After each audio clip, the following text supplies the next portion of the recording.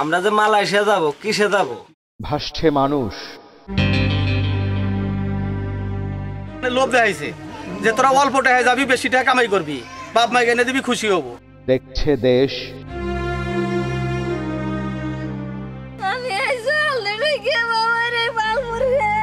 বিপন্ন মানবতা।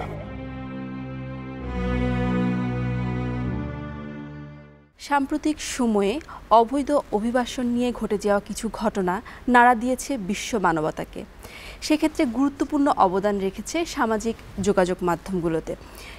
তবে তার আগেই প্রাণ হারিয়েছে অনেক মানুষ, বিপদে পড়েছে অনেক অনেক অনেক অভিবাসী। এই বিষয়গুলো নিয়েই আমাদের আজকের এই অনুষ্ঠানটি, বিদেশ যাব কিভাবে। মিয়ানমারের রাখাইন প্রদেশ থেকে উৎখাত হওয়া রোহিঙ্গা জনগোষ্ঠীর বাংলাদেশে আশ্রয় প্রার্থনা আরম্ভ হয় ৭০-এর দশকের শেষ ভাগে। মিয়ানমারের সামরিক জান্তার নির্যাতনে প্রায় ২,২৫,০০০ রোহিঙ্গা নারী, পুরুষ ও শিশু এ সময় বাংলাদেশে আশ্রয় নেয়।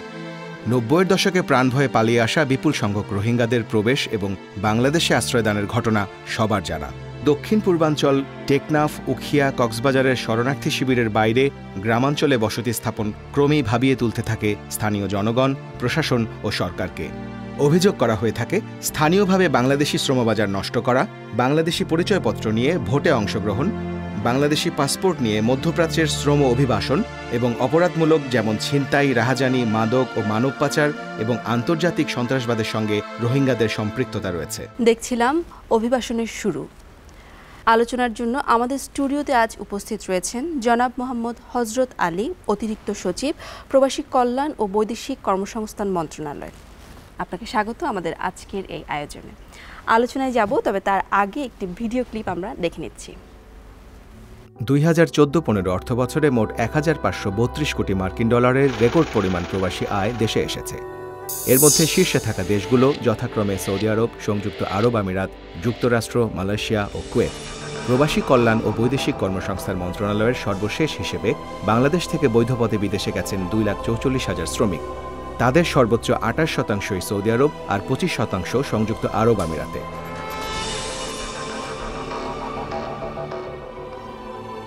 বাংলাদেশ ব্যাংকের হিসেবে গত অর্থবছরে প্রবাসী আয়ের চতুর্থ স্থানে থাকা মালয়েশিয়া থেকে আগের চেয়ে প্রায় ৩২ কোটি মার্কিন ডলার বেশি এসেছে। কিন্তু ২০০৯ সালে বাংলাদেশ থেকে মালয়েশিয়ায় শ্রমিক নেওয়া বন্ধ রয়েছে। তার পরপরই নানা উপায়ে মালয়েশিয়া যাওয়ার রাস্তা খুঁজতে থাকেন শ্রমিকেরা। এর মধ্যে শিক্ষার্থী বা ছাত্র সেজে লেখাপড়া করার জন্য মালয়েশিয়া গেছে প্রায় ১ লাখেরও বেশি বাংলাদেশি, যারা লেখাপড়া করার পাশাপাশি কাজ শুরু করলেও পরে লেখাপড়া শেষ না করেই শুধু কাজই করতে থাকেন আর ক্রমশই অবৈধ শ্রমিকে পরিণত হন। আর যারা বিভিন্ন দালালদের খপ্পরে পড়ে বা বিনা পাসপোর্ট ভিসায় ট্রলারে উঠে মালয়েশিয়ার উদ্দেশ্যে রওনা দেন, তাদেরও প্রায় ১০ ভাগের ২ ভাগ শেষ পর্যন্ত মালয়েশিয়া পৌঁছাতে পারলেও ওখানকার পুলিশের কাছে অবৈধ হিসেবে গ্রেপ্তার হন। বাকিরা কেউ মিয়ানমার সীমানায় গ্রেপ্তার হন বা সমুদ্রপথে দুর্ঘটনা, অসুখ বিসুখ, খাদ্যাভাব বা দালালদের নির্যাতনে মারা যান এবং তাদের লাশ সমুদ্রেই ফেলে দেয়া হয়। মৃত্যুকে খুব কাছ থেকে দেখে আসা কিছু অভিবাসী শ্রমিক তাদের সহযাত্রীদের মৃত্যুর কথা এভাবেই বলেন। দালালে তুলে দিল চিটাগাং থেকে মহেশখালী, ৩০০ লোক ওই টলারের মধ্যে, ২০০ লোক সিরাজগঞ্জের উপর।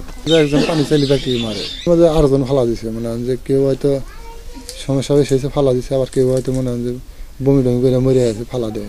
যাদের মালয়েশিয়া যাওয়ার আগে থাইল্যান্ডে আশ্রয় নেয়ার কথা বলে দালালরা হত্যা করে থাইল্যান্ডের জঙ্গলেই গণকবর দেয়। মানবতার যে চরম বিপর্যয় আমরা দেখলাম, সেক্ষেত্রে এখনও এত কিছুর পরও আমাদের দেশের মানুষরা স্বপ্নে বিভোর থাকে, বিদেশ যাবে, সংসারের একটা ভালো অবস্থান তৈরি করবে। সেক্ষেত্রে এই কষ্টগুলোর সমাধানের পথটা কি? আজকে যারা সমুদ্র পথে বিদেশে পাড়ি দিচ্ছে, এটাকে কি আমরা অভিবাসন বলবো? অবশ্যই কিন্তু এটা অভিবাসন নয়, এটা অবৈধ অভিবাসন। একজন গ্রামের তৃণমূল পর্যায় থেকে যদি কেউ বৈধ পথে যেতে চায় বিদেশে, প্রথম কাজটা কি? হ্যাঁ, প্রথম কাজটা হবে যে বিদেশে যেতে চায় তাকে আগে নাম রেজিস্ট্রেশন করতে। কোথায়? এটা আমাদের প্রত্যেক ডিস্ট্রিক্ট অফিস আছে, আচ্ছা, ডেমো অফিস আছে, সেখানে তারা নাম। ওই অফিসের নামটা কি?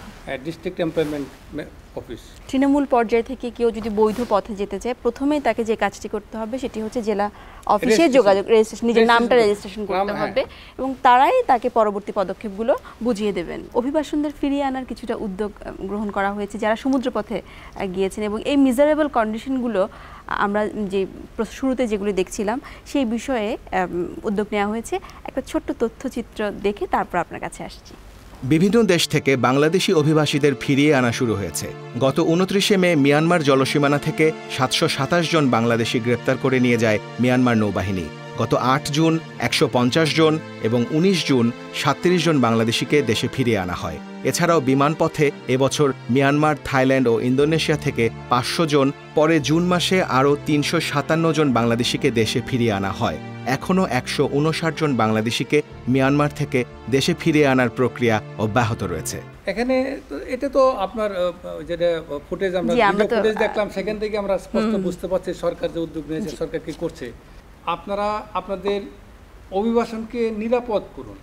আমরা সবাই চাই আপনারা সঠিক পথে বিদেশ যান, পরিবারের জন্য, সমাজের জন্য, দেশের জন্য।